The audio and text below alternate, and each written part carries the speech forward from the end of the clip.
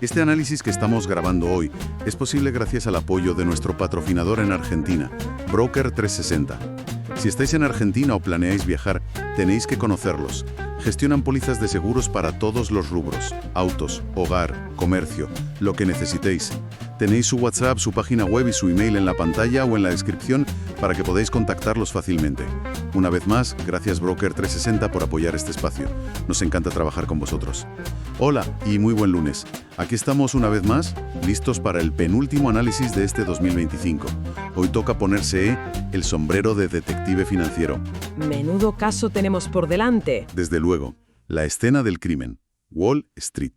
Y a simple vista parece que todo va bien. Máximos históricos, la narrativa de la inteligencia artificial que parece imparable. Vamos, una celebración constante. Pero hay algo que no cuadra, ¿verdad? Exacto. Hay pistas, detalles, que sugieren que algo se nos escapa. Nuestra misión hoy es investigar a fondo el caso de lo que algunos llaman la crisis inversa. Vamos a desentrañar qué es exactamente, por qué una euforia descontrolada puede ser, mucho más peligrosa que un pánico repentino. Y lo más importante, ¿qué estrategias podemos plantear para proteger el patrimonio en un 2026 que se perfila, como mínimo, turbulento? ¿Lista para empezar a atar cabos? Lista. Vale, pues empecemos por el principio. Cuando oímos la palabra crisis, la mente se va directa a caídas, pánico, números rojos por todas partes. Es lo normal, es la imagen que todos tenemos. Pero este concepto de crisis inversa, o reverse market crash, le da la vuelta a la tortilla. No hablamos de un colapso que viene por el miedo, sino de uno que llega justo después de la mayor de las fiestas. Totalmente. La clave para entenderlo está en la psicología del inversor. Un crash tradicional, como el de 2008 o el del COVID, se alimenta del pánico. Una estampida hacia la salida. Justo. Una crisis inversa, en cambio, se alimenta de todo lo contrario, de la codicia desmedida y sobre todo del FOMO. El miedo a quedarse fuera. Ese mismo. El ver cómo los demás parece que se hacen ricos y tú no. Se define por 3 elementos. Primero, una subida de precios parabólica, casi vertical y puramente especulativa. Segundo, una desconexión total con la realidad económica, con los fundamentales como el PIB o los beneficios. Y tercero, y esto es muy importante, una concentración de capital brutal en poquísimos activos. Lo estoy visualizando con el gráfico que tenemos, anatomía de la crisis inversa versus colapso tradicional. Y la diferencia es clarísima. En el crash de siempre hay una fase de acumulación más o menos normal y de repente ¡zas!, una caída vertical por el pánico. Sí. Pero en la crisis inversa, la curva parece un cohete. Pasa de exuberancia a euforia FOMO en una línea que se pone casi a 90 grados. Hasta llegar a lo que el gráfico llama pico de liquidez.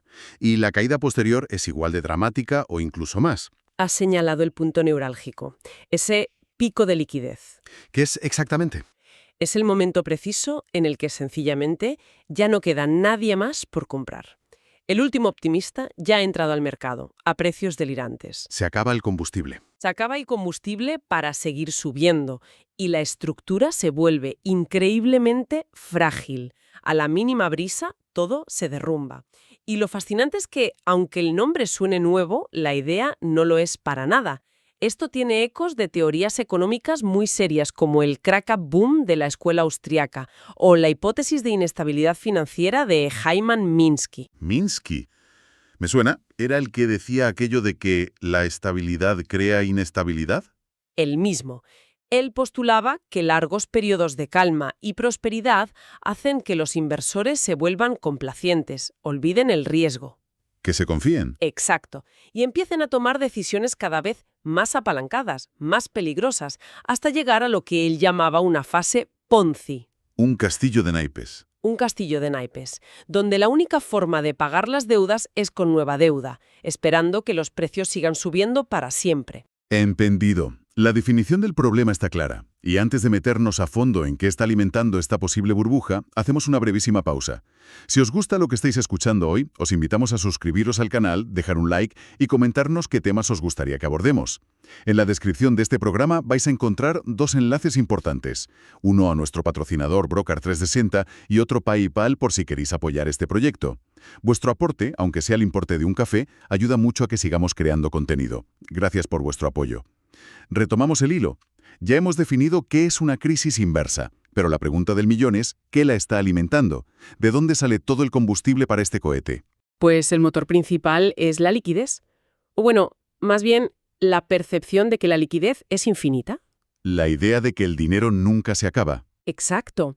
El mercado lleva más de una década operando bajo la premisa del Fed Put. ¿La Fed Put? Es la creencia casi religiosa de que pase lo que pase, la Reserva Federal de Estados Unidos va a intervenir con inyecciones masivas de dinero para evitar cualquier caída seria del mercado. Es como poner una red de seguridad debajo de un funambulista, ¿no? Lo incentiva a hacer piruetas cada vez más arriesgadas. Es la analogía perfecta. Espera un momento, eso es muy contraintuitivo. ¿Me estás diciendo que la solución que podría aplicar la Fed, inyectar dinero para calmar los nervios, sería en realidad la gasolina que provoca el incendio final? Exactamente. Es la gran paradoja de este ciclo. Apagan un fuego pequeño con un bidón de gasolina.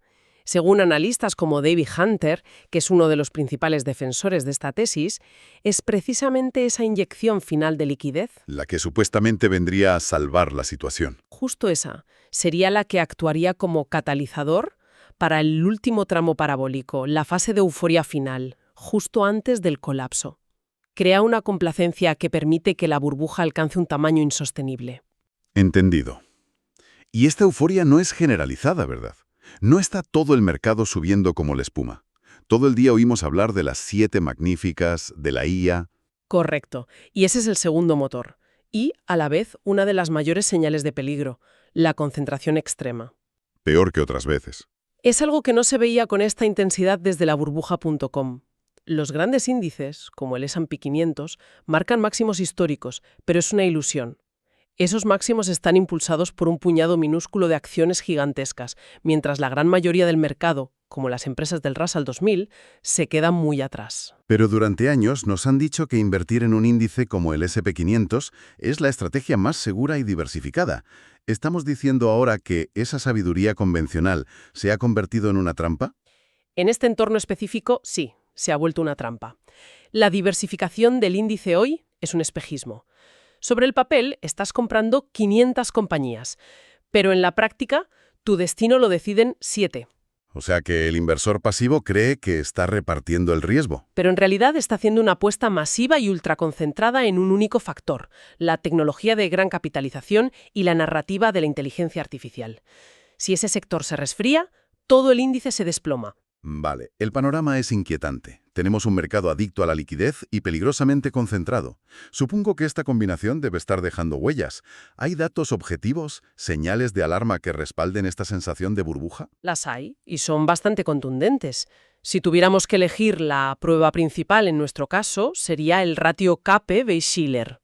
Explícanos qué es, para quien no lo conozca. Es una métrica que mide si el mercado está caro o barato, pero de una forma muy robusta, porque ajusta los beneficios de las empresas a la inflación durante 10 años.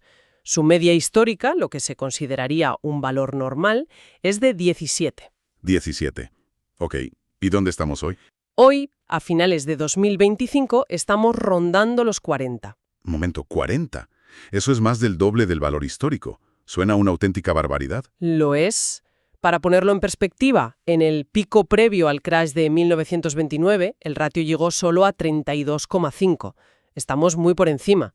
El único precedente en toda la historia que nos supera fue el delirio de la burbuja.com en el año 2000, que alcanzó un pico de 44,2. Y sabemos cómo acabó aquello. Exacto.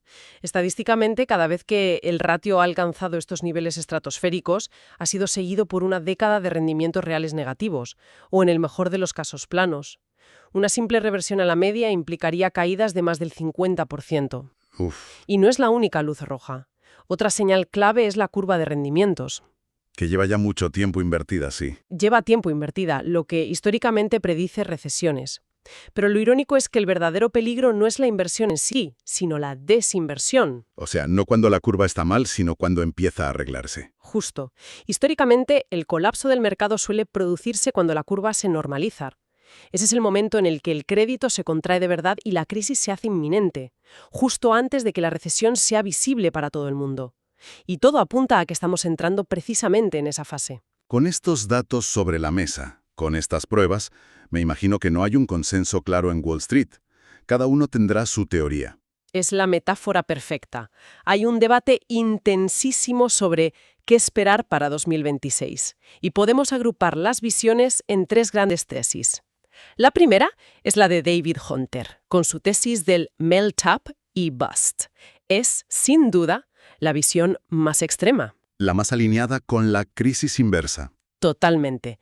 Predice un último auge eufórico, parabólico, que podría llevar al S&P 500 hasta los 8.000 puntos. ¿Y después? 8.000. Pero el después es la clave, claro. Después, un colapso deflacionario global que podría borrar hasta un 80% del valor de los activos. Vaya. O sea, la tesis de Hunter es, prepárate para la fiesta final, pero que sepas que el precipicio está justo después. El escenario más dramático. ¿Cuál es la siguiente? La segunda es la de Jeremy Grantham, un inversor legendario. Su tesis es la de la superburbuja. Más cauto, por lo que parece. Mucho más. Él argumenta que ya estamos en la superburbuja y que el estallido es inminente. No espera una gran subida final, sino una severa reversión a la media, con caídas que también superarían el 50%, pero desde los niveles actuales. Entiendo. Grantham sería el que dice que la fiesta ya ha terminado y que ahora toca pagar los platos rotos. ¿Y queda algún optimista? Siempre lo hay. La tercera visión es la de Ed Yardeni y su tesis de los Roaring 2020s. Los felices años 20. Exacto. Es el único que cree que, esta vez, podría ser diferente. Argumenta que el crecimiento de la productividad que traerá la IA podría justificar estas valoraciones. Él ve al S&P 500 en los 6.000 puntos en 2025, pero sin un colapso inevitable después. Pero, Y esto es importante, hasta él mismo admite que existe un riesgo muy alto de una corrección severa si la euforia se descontrola. vale, me acabas de pintar tres futuros. Uno donde el mercado se dispara antes de explotar, otro donde se desploma ya mismo, y un tercero optimista pero con advertencias. Sinceramente, es para volverse loco. Con esta incertidumbre, ¿qué se supone que debe hacer un inversor? Es la pregunta clave. Y ante escenarios tan extremos, la estrategia que más se repite en los análisis es la denominada barbell o de pesas. ¿Una pesa de gimnasio? La idea es muy intuitiva. Si no sabes qué va a pasar, evita el centro y posiciónate en los dos extremos del riesgo al mismo tiempo. ¿Cómo funciona eso en la práctica? Pues mira, en un extremo de la barra, una parte de tu cartera, más pequeña, dedicada a una exposición táctica al crecimiento. Esto significa tener algo de tecnología, de IA, para poder capturar esa posible euforia final que predice Hunter. Pero con cuidado. Con un cuidado extremo. No es comprar y mantener, es más bien alquilar el momento usando stop loss dinámicos para salir corriendo si la cosa se tuerce. Y en el otro extremo de la barra, mucho más pesado, tienes una sobreponderación muy fuerte en activos defensivos. El refugio. El refugio. Aquí hablamos de varias cosas. Primero, oro y plata, asignando entre un 10 y un 20% de la cartera. Bancos como Goldman Sachs o JP Morgan proyectan objetivos de $3.000 a $5.000 la onza para el oro. Segundo, y quizá lo más importante, efectivo y letras del tesoro. La liquidez es opcionalidad. En un colapso, el efectivo es el rey. Para comprar barato. Para comprar activos de calidad a precios de liquidación. Y por último, sectores defensivos clásicos como salud, consumo básico y servicios públicos. Me parece una estrategia muy lógica. Y para esa parte de alquilar el momento, el timing parece serlo todo. ¿Cómo saber cuándo hay que saltar del barco? ¿Hay algunas bengaras de emergencia que un inversor debería vigilar? Sí, hay tres indicadores tácticos que se mencionan constantemente. El primero, la ya mencionada desinversión rápida de la curva de tipos. Si la curva se normaliza de forma abrupta, es una señal de alarma máxima. El segundo es una divergencia en la amplitud del mercado. El índice sigue subiendo, pero si miras por debajo, cada vez menos acciones acompañan esa subida. El ejército se retira mientras los generales siguen avanzando solos. Buena imagen. Y el tercero es una ampliación de los spreads de crédito. Si los bonos de alto riesgo, los junk bonds, empiezan a caer de precio, es una señal de estrés agudo en el sistema que suele anticipar problemas serios. El veredicto de nuestra investigación parece claro. La idea central es que estamos en un entorno donde la mayor euforia puede ser, paradójicamente, la mayor señal de peligro. Totalmente. La crisis inversa es una trampa psicológica diseñada para atraer a la máxima cantidad de gente justo antes de la máxima destrucción de valor. Entonces, la conclusión es: La conclusión es una y es rotunda. La prioridad absoluta en esta fase del ciclo debe ser la preservación del capital, muy por encima de la maximización de retornos. La clave del éxito en los próximos años no será cuánto se gane en la posible subida final, sino cuánto capital se logre conservar durante la inevitable bajada. Y esto nos deja con una reflexión final, una pregunta que todo el mundo debería hacerse. La cuestión fundamental ahora mismo no es ¿subirá más el mercado?, Sí, no. sino ¿está mi cartera preparada para sobrevivir si la música se detiene mañana mismo? La verdadera habilidad en este entorno no es tener una bola de cristal para predecir el pico exacto, sino construir una fortaleza financiera que sea indiferente a cuando llegue. Y con esto llegamos al final de este análisis de hoy. Esperamos que haya sido útil, que se haya aprendido algo nuevo y que nos acompañéis en el próximo. Una vez más, muchas gracias a Broker 360 por hacer posible esta conversación. Nos reencontramos muy pronto. Recordad que en la descripción se encuentran los enlaces a nuestro patrocinador y a PayPal por si nos queréis ayudar. Gracias una vez más.